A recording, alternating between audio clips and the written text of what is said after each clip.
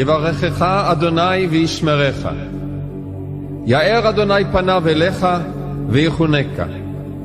יישא אדוני פניו אליך וישם לך שלום.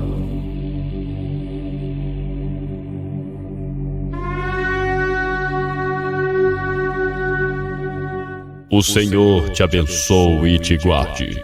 O Senhor faça resplandecer o seu rosto sobre ti e tenha misericórdia de ti. O Senhor sobre ti levante o seu rosto e te dê a paz.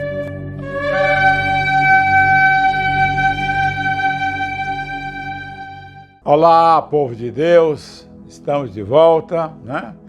Dando continuidade ao nosso estudo. Vamos finalizar neste vídeo Gênesis capítulo 3, né?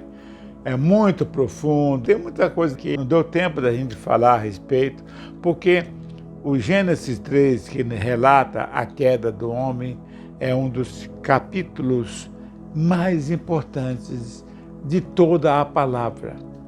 Porque é aqui que vai começar o projeto que o Senhor já tinha preparado, obviamente, né? Não foi nada feito de última hora, porque ele sabia que o homem ia cair, para que esse homem pudesse ser resgatado. E aí nós vamos ver que aqui é que desenvolve, inicia em Gênesis capítulo 3, 15. O Senhor então dá início, o Senhor então anuncia o plano de restauração, o plano de recuperação, de salvação do homem. Então isso é maravilhoso e tem muita coisa para a gente poder falar a respeito. Hoje nós vamos falar então do capítulo 3 ainda, mas a parte final do versículo 16 e até o 24, quando encerramos o capítulo 3. Mas antes, eu gostaria de voltar outra vez a pedir a vocês que pudessem, ao ver o vídeo, né, deixar o like, se inscrever, que esse vídeo possa ter para o YouTube uma referência como importante para que ele possa também nos ajudar na publicação, no caso. E também eu queria colocar que vocês se manifestassem também. Poucos apenas se manifestam. Se tiver alguma dúvida, ou para auxiliar, enriquecer o texto, nós estamos aqui de braços abertos para que vocês possam nos enviar, participar, até mesmo criticar, óbvio, não há nenhum impedimento disso. Amém? Então vamos dar seguimento. Vamos iniciar com Gênesis capítulo 3, 16. Diz assim a palavra, na área, e a mulher disse, aqui vale a pena esclarecer que o Senhor está fazendo agora, está confrontando, primeiro ele confrontou a serpente e executou o juízo sobre a serpente. Agora ele vai confrontar a mulher e depois ele vai confrontar o homem. Todos aqueles, os três que participaram desse fato, dessa situação, né, em que deram ouvido a Satanás, deram ouvido à serpente em detrimento da voz do Senhor, do que o Senhor havia dito. Não valorizaram. E aí já falamos sobre isso, não vou entrar mais em detalhe. Então, aqui ele está agora confrontando a mulher, executando ali o juízo sobre a mulher. Então vejamos o que ele diz.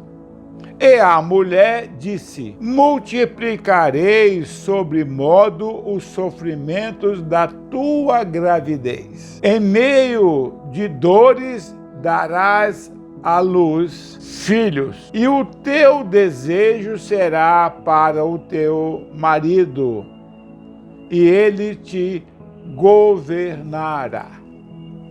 Isso é algo muito interessante e muito importante que nós possamos entender e que nós possamos fazer algum comentário a respeito. Nessas palavras que o Senhor aqui profere para a mulher, significam que a mulher passaria agora, dali para frente, a sentir dores, sofrimento na gestação e no parto. O que não acontecia antes, senão não teria necessidade dele comentar isso, ressaltar isso. Assim, o prazer da mulher, a alegria da mulher ao conceber e dar à luz um filho seria um pouco ofuscado pela dor e o sofrimento do parto. Então, quando você possa entender isto agora, é de que a procriação, a bênção que o Senhor deu lá em Gênesis capítulo 1, 28, que antes era algo para ser maravilhoso, continua sendo maravilhoso. A chegada de mais um filho, a multiplicação da família, o crescimento da família. Mas haverá um custo para isso. Haverá o sofrimento para isso. Então, nós temos que ter isso em mente, que não acontecia antes, obviamente. Senão, não teria razão de o Senhor declarar isso como sendo um castigo, né?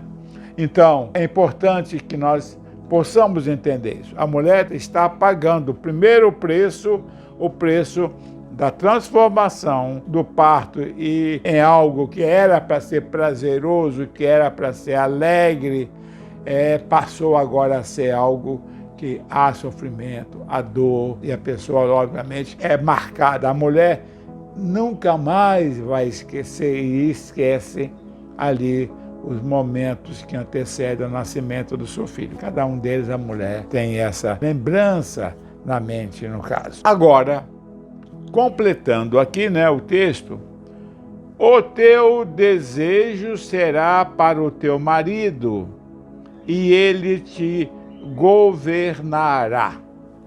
Isso aqui é outro texto também que merece nós discutirmos um pouco, porque nós vamos ver que quando o Senhor cria a mulher, primeiro lá em Gênesis 2:18, o Senhor disse que não é bom que o homem esteja só ou continue só. Far-lhe-ei uma auxiliadora que lhe seja idônea. Já comentamos isso em vídeos anteriores, que a tradução é muito pobre aqui. Uma auxiliadora e que seja idônea. Isso não quer dizer aparentemente nada do que o Senhor realmente significou. O que nós já comentamos disso aqui, esse texto no original tem outro significado muito mais completo, muito mais profundo. Por quê? O texto no original, no hebraico, ele diz lá, Ezer Kinegdo. Ezer Kinegdo é muito mais do que uma auxiliadora. Auxiliadora, a tradução disso aí, faz a gente pensar que a mulher foi criada um ser um pouco diminuta em relação ao homem, um pouco inferior em relação ao homem. O auxiliar, ele é sempre alguém que está numa posição menor. Agora, a mulher foi criada parte a parte com o homem. Ela foi criada para estar na frente do homem, não na frente no sentido de posição, frente a frente. A mulher foi criada numa condição maravilhosa e especial para ajudar o homem ombro a ombro. Então, isso que nós temos que entender. Então, a mulher antes não foi criada para ser dominada, mas é agora, como castigo, como juízo, o Senhor está determinando e ela vai passar agora a ser dominada pela vontade do marido. Mas mesmo assim, no original, nós vamos ver qual é o significado desse texto com mais detalhes. A palavra que foi subjugada pelo desejo do homem, essa palavra no original é texugá. A palavra texugar quer dizer um pouco mais, que foi traduzido aí no caso. E ele te dominará. Também implica o intento de usurpar ou controlar, como em Gênesis 4:7. Nós podemos parafrasear as últimas linhas aqui desse texto dessa seguinte forma: você terá a tendência de dominar o seu marido e ele possuirá a inclinação de agir como um tirano com você. Então, você vai tentar persuadir e tentar dominar o seu marido, mas ele vai reagir. Então, começou aqui a batalha dos sexos. Cada um lutaria pelo controle e nenhum dos dois seria plenamente capaz de cuidar de forma honesta, altruísta, sem interesse pelo outro. Nós vemos isso em Filipenses, capítulo 2, versículo 3 e 4. Filipenses está ali, no caso, exortando para que numa relação, entre homem e mulher, no casamento, numa relação em comum, que haja interesse do comum e não meu interesse ou seu interesse. Então, isso é importante. Por isso que o texto, na tradução, não consta essa ideia.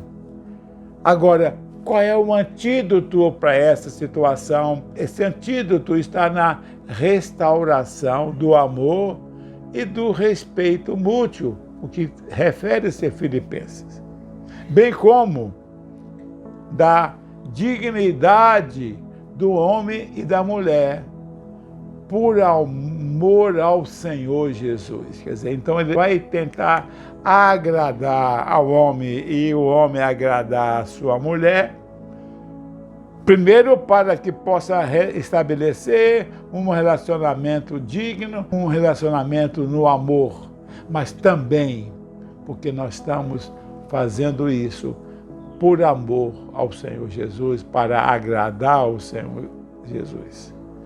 Nós podemos ver isso também em Efésios 5, 21 e 33. Interessante essa observação aqui. Bom, agora vamos passar para o 3, 17 a 19, porque agora o Senhor vai confrontar o homem, vai confrontar Adão e vai então exercer o juízo sobre Adão. Adão teve sua parcela de culpa. Nós não vemos em momento algum da palavra do texto Adão repreendendo ou inquirindo a mulher sobre a ingestão daquele fruto que o Senhor havia proibido. E o Senhor proibiu justamente a Adão que recebeu essa orientação. Então ele vai receber aqui agora o juízo sobre ele e, por conseguinte, já que ele veio, foi criado da terra, a terra também vai receber. Então ele teve a sua parcela de culpa, mesmo que ele tenha negado. Disse: não, Senhor, foi a mulher que tu me deste. Ainda acusa ainda o Senhor. Foi o Senhor que me deu. Eu não pedi, eu estava bem quieto aqui, mas vai ser executado o juízo sobre ele. Então ele disse, versículo 12: maldita é a terra por causa de ti. Apesar da maldição não ter recaído diretamente sobre o homem, e sim sobre a terra, o homem não foi maldito, esta causaria muitos problemas a ele, produzindo cardos, abrolhos, espinhos, etc. E nós vamos ver que esses espinhos vai ser depois lembrado lá, quando Jesus está perante Pilatos, os seus soldados resolvem fazer uma coroa. Então esses espinhos simbolizam o pecado, porque a terra não tinha espinhos, nem cardos, nem abrolhos, não tinha plantas daninhas anteriormente. Agora passou a ter.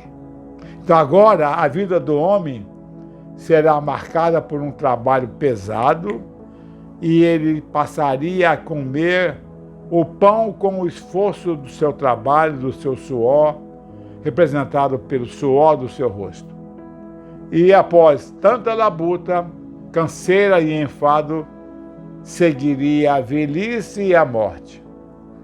Porque já dissemos isso, o homem e a mulher foram criados inicialmente como seres eternos, com a queda, com o pecado, com a ingestão do fruto do mal, que contaminou internamente todo o homem.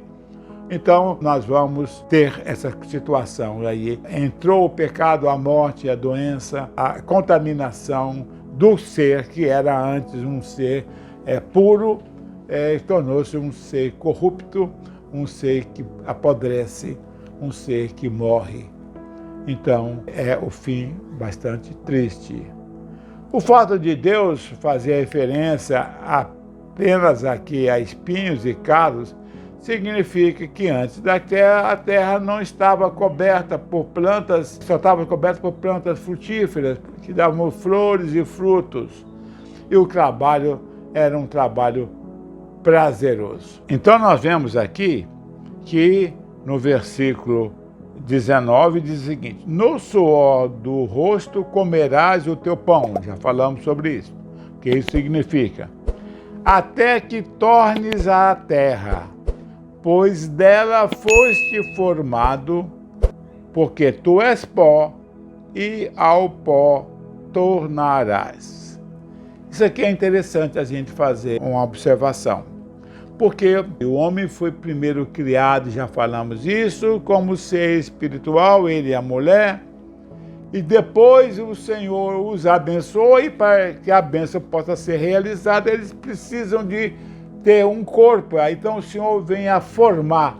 Tanto o homem, capítulo 2, e a mulher são formados. Foram criados uma vez só, Gênesis capítulo 1, versículo 26 e 27.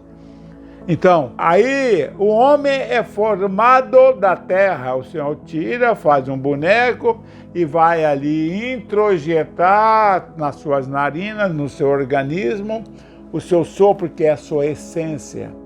Então, quando o Senhor injeta no homem o fôlego de vida, ele passa a ser alma vivente. Agora, do homem, ele vai fazer a mulher, já explicamos isso, o que significa isso, por que o Senhor não fez um boneco e soprou também na narina da mulher e ela também seria alma vivente. O Senhor tirou do homem, e isso tem uma importância, já comentamos, não vou abordar aqui mais. Mas só para a gente poder entender aqui. Agora, com a queda, o homem vai, com a morte, ele vai voltar à sua origem, que ele veio da terra, do pó, e ao pó vai voltar. Todos nós, sem exceção nenhuma. Então, o texto diz aqui: até que tornes a terra, pois dela foste formado. Repare que não fala criado, foste formado. Porque tu és pó, e ao pó tornarás. Então, quando o Senhor faz essa sentença aqui, que agora que a morte vai ser uma realidade para o ser humano, só através do sacrifício do Senhor Jesus na cruz do Calvário é que abriria a possibilidade de um homem ser restaurado, de um homem conseguir outra vez alcançar e entrar no caminho do Senhor. Se a gente, por acaso, puder entender, aceitar, compreender, e tão grande sacrifício foi esse, que morreu em meu lugar, em nosso lugar, esse sacrifício vai ser eterno. Enquanto até no Velho Testamento, sacrifício, como Paulo nos relata lá em Hebreus, em que aqueles sacrifícios do Velho Testamento, a morte de bois, a morte de ovelhas, eram sacrifícios temporários, passageiros. era sacrifício para cobrir o pecado do homem. Quando o Senhor faz ali o primeiro sacrifício em que um animal é morto, quer dizer, o sangue é derramado para ele preparar vestes para o homem tentar fazer do seu modo através de folhas, que é temporário, que é sem nenhuma serventia definitiva. O Senhor criou vestimentas com peles de animais. E para essas peles de animais, o de animal seria então, obviamente, um sangue que foi derramado. Isso aqui já está apontando para o sacrifício do Senhor Jesus na cruz do Calvário. Quando João olha e vê ali o Senhor Jesus que vinha para o seu batismo, ele diz: eis aí o Cordeiro de Deus que tira o pecado do mundo. No Senhor, no sacrifício da cruz, nós temos perdão do nosso pecado. Eles são anulados. Ao contrário do que era antes, que eles eram apenas cobertos. Desde a cobertura para Adão e Eva da sua nudez, lá no Jardim do Éden. Vamos continuar então. Aí o Senhor deixa claro, quando ele diz que o dia que comedes, certamente morrereis, que a serpente vem e contradiz. A advertência do Senhor foi clara. Ele estabeleceu que Adão e Eva, se não obedecessem, certamente morreria. Gênesis 2:17. Após a queda, eles teriam que preocupar-se com o processo de envelhecimento, deterioração física e moral. E a gente vai entender na condição que o homem chegou até os nossos dias aqui. Bom, agora o versículo 20 diz o seguinte: e deu Adão o nome de Eva, a sua mulher, por ser a mãe de todos os seres humanos. Interessante, embora nós já tenhamos falado em Eva anteriormente, mas ela ainda não tinha recebido esse nome. No hebraico, Havá. Ela não tinha ainda sido batizada, vamos assim dizer, com esse nome. Na realidade, quando Adão se refere a ela ali, em que diz: essa mulher é osso dos meus ossos, carne da minha carne, ele usou o termo Ishá no hebraico. Homem, no hebraico, é Ish. E mulher, Ishá. Então ele ali dominou ela como mulher, Ishá. Ele vai dar o nome de Eva agora que é nominada. E a palavra Eva no hebraico significa vida. Por isso que ela é chamada de mãe de todos os viventes. Assim como Adão é o pai, né? Obviamente. Esta é a segunda designação de Adão para ela. A primeira, já falamos, foi Ishá, temos traduzido como mulher ou varoa, ou seja, representante da espécie feminina humana que dá sentido e complementa a vida do homem. Lembra-se que o Senhor disse: não é bom que um homem esteja só, ou que ele viva só.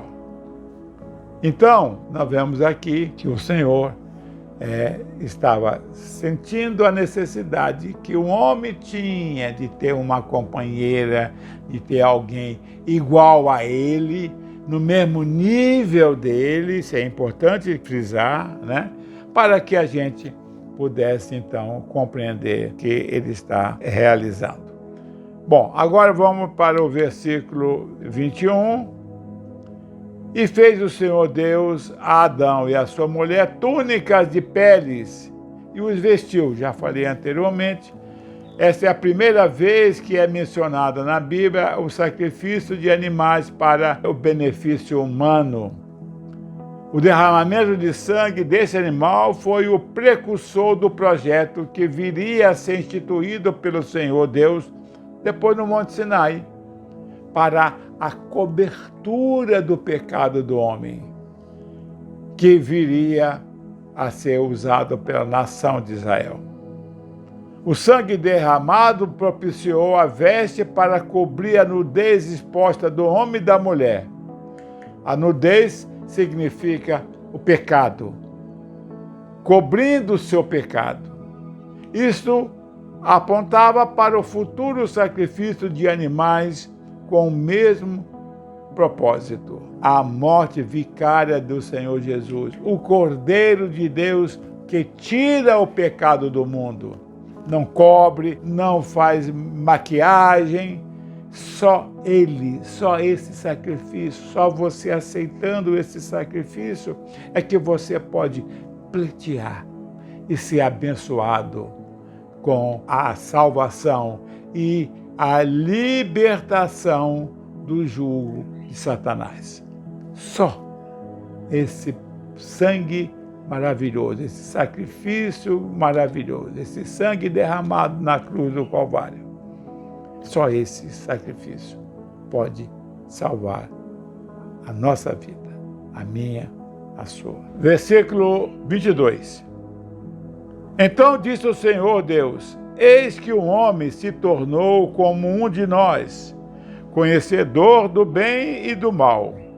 Assim, que não estenda a mão e tome também da árvore da vida e coma e viva eternamente. Vejam que o Senhor está se referindo aqui, o homem e a mulher, e no caso a mulher que foi despertada pela ganância, que também levou o homem junto, levando pelo ato de rebeldia. O homem e a mulher agora dividem o conhecimento sobre o mal. Então, assim, esse conhecimento, ou aqueles achavam que era algo que iria equipará-los com Deus, eles foram totalmente enganados. Esse conhecimento, ao invés de fazê-los sábios, poderosos, mostraram apenas que eles eram dois tolos. E o Senhor aqui agora estava preocupado com um fato muito importante, porque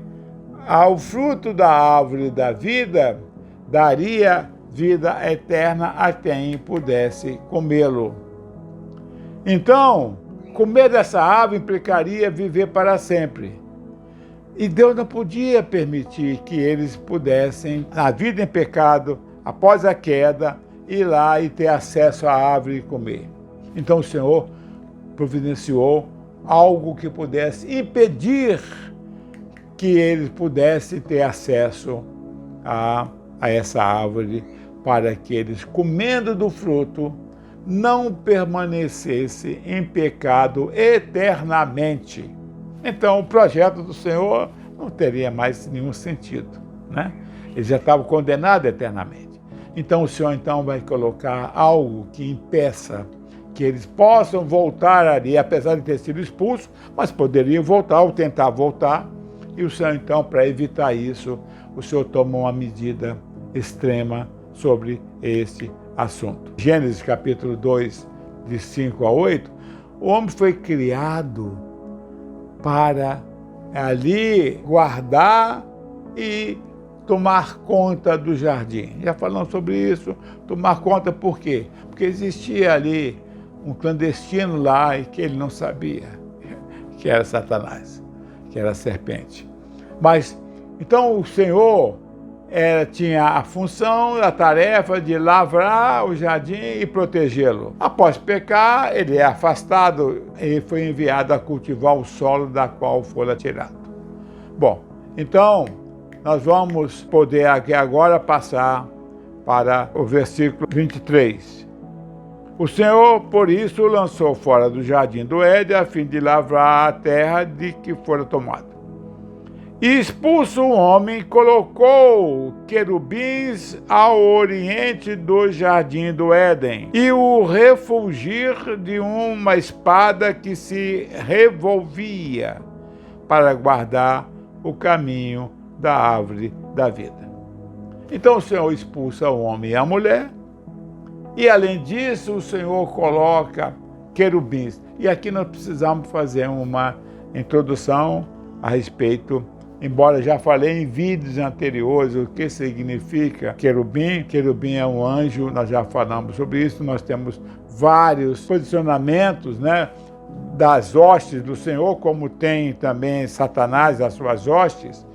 E nós temos Primeiro, o anjo mensageiro, Malak, em hebraico, aquele que leva a mensagem, aquele que leva, que pega, que recolhe o seu pedido, o meu pedido na minha oração, a minha intercessão, e aquele que leva a resposta do Senhor, que leva as ordens, a bênção do Senhor para entregar. E nós temos depois os querubins, a palavra no hebraico, querub. A palavra querub é um ser imenso, poderosíssimo, e que Satanás, a palavra nos diz que ele foi um querubim ungido.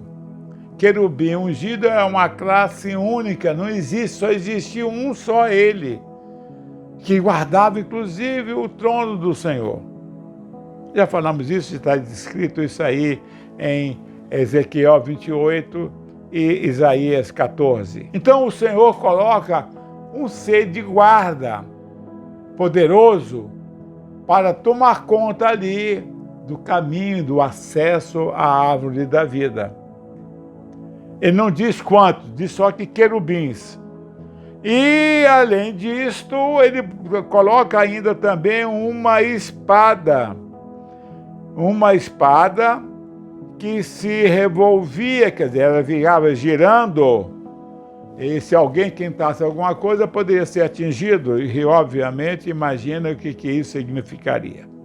Então, o Senhor vedou, fechou, colocou um muro em volta da árvore da vida.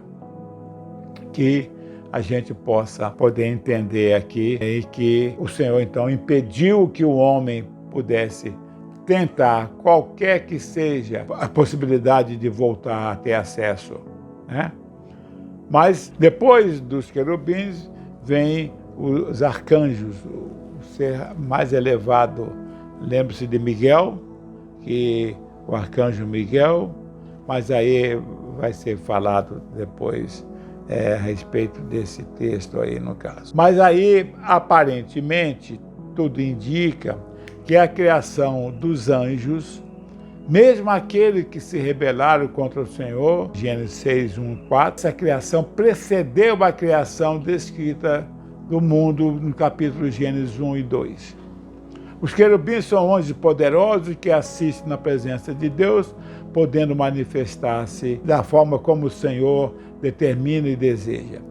Eles são uma espécie de guardiães sagrados do templo do Senhor. Lembra-se do querubim, que eu disse, o ungido, que a figura que era o título de Satanás, eles guardavam o trono do Senhor lá. Assim nós vemos que Adão e Eva foram proibidos pelo Senhor de voltar, de entrar, de penetrar, para poder alcançar a árvore da vida. Assim, podemos ter algo para comentar aqui com vocês como esperança. A árvore da vida, ela permaneceu.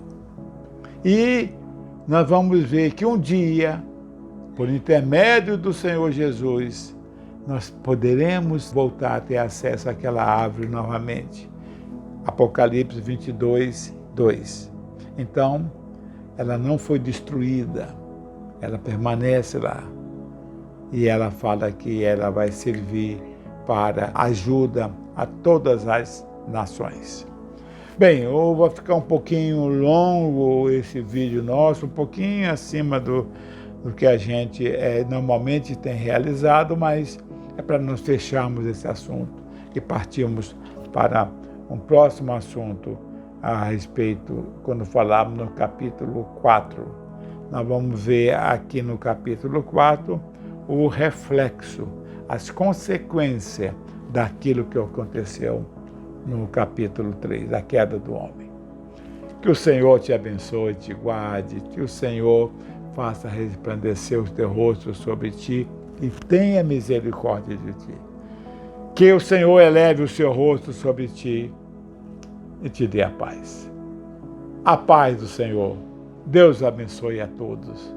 Amém, amém e amém.